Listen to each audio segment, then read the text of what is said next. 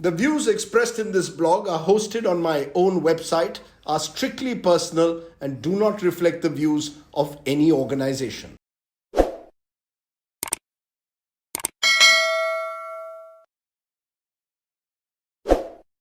Hello and welcome to Straight Bat, friends, my weekly video blog where, as the title suggests, I comment with a straight bat. Now, a few days ago, I did a TV show on the Delhi police charge sheet in the Brij Bhushan Sharan Singh case. The BJP MP and the wrestling boss is accused by women wrestlers of sexual harassment and worse. The 500-page charge sheet based on the wrestler's complaint accuses Singh of sexual harassment and stalking.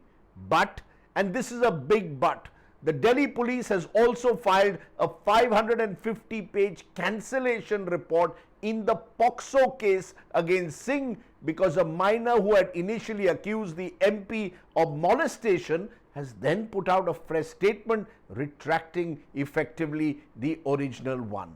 Net, Singh will now face charges under mostly bailable provisions of the law and not under the more serious charges of POCSO, where he would have faced immediate arrest. When I did a TV show on the subject, I was angry at the manner in which the case has played out over the last 6 months. In fact, a friend of mine rang up and asked me why I was getting so emotional. Well, quite simply because I could see an awful miscarriage of justice in this case, a case which I fear only symbolizes how a very powerful man versus a woman complainant, even if the complainant is an Olympic medalist, is an unequal battle. Let me explain now by posing 10 questions. 10 questions to which I'm afraid I still don't have a clear answer. Question 1. The women wrestlers allege sexual harassment and begin their protest on the 18th of January this year. On the 20th of January, wrestlers call off their protest after a promise from the sports minister Anurag Thakur to order a probe. An oversight committee is constituted to examine the charges, but the committee's report is not made public. The wrestlers then resume their protest on the 23rd of April, 3 months after their original protest began, and ask for a committee report to be made public and Brij Bhushan to be arrested. So my first question is this: why hasn't the report of this committee set up by the sports ministry been made public till date? Question number 2. On the 21st of April this year, the wrestlers approached the Delhi police and file a complaint. On the 25th of April, the Supreme Court then issues a notice to the Delhi police on a petition filed by the wrestlers to file an FIR against Brij Bhushan. On the 28th of April, the police finally registers 2 FIRs against Brij Bhushan, one based on the complaint of the wrestlers, the other of the minor and her father. So my next question: why did it require Supreme Court intervention for the Delhi police to file an FIR? And having filed an FIR, why did the Delhi police not invoke the strict provisions of the POCSO Act and act against the MP for weeks on end? Question number 3. On May 5th, the wrestlers record their statement with the Delhi police. This includes the statement of the minor. On June 5th, the minor girl and her father then record a second statement before a magistrate withdrawing the charges of sexual harassment. So my third question: what suddenly changed between May 5th and June 5th for the second statement to be made, retracting from the original statement? Question number 4. The father of the minor girl claims on the 8th of June that he deliberately filed a false case against Brij Bhushan Sharan Singh out of anger after his daughter lost a trial match because of bias shown by the Wrestling Federation.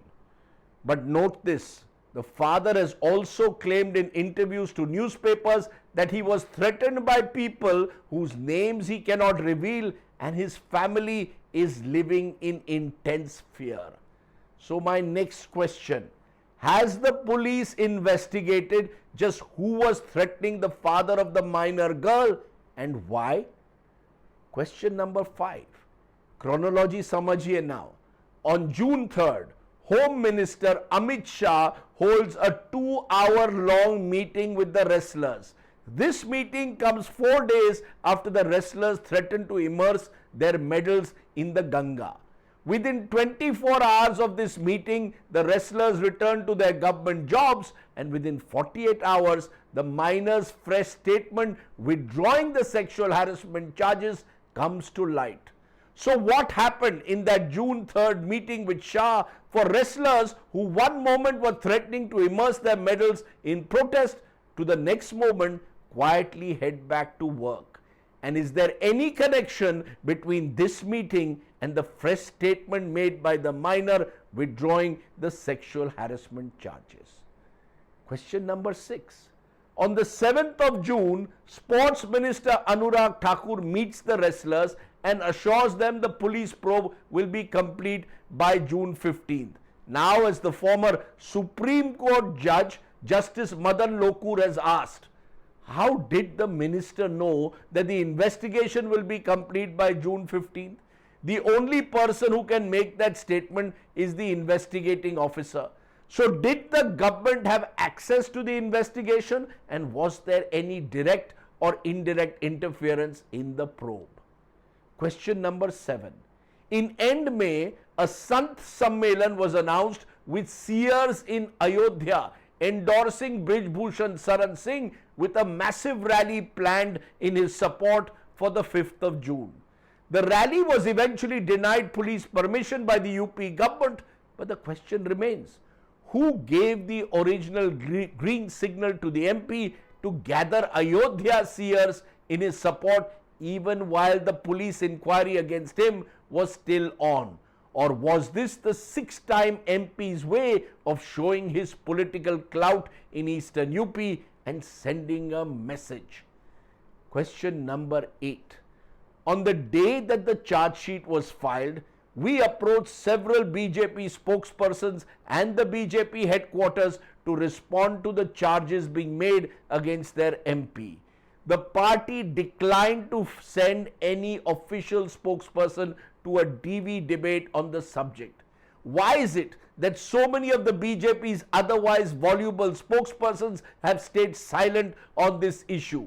Is it that many of them find it embarrassing to support their own MP beyond a point? Why has no woman MP or the woman ministers spoken out? Or would any defense expose the hollowness of a Beti Padhao, Beti Bachao slogan in this instance?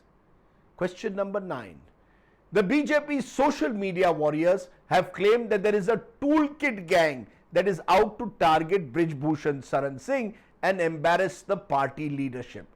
Are these social media handles then seriously suggesting that an Olympic medalist like Bajrang Punia, who has claimed to be an admirer of Prime Minister Modi, is also part of a gang that is out to discredit the PM now?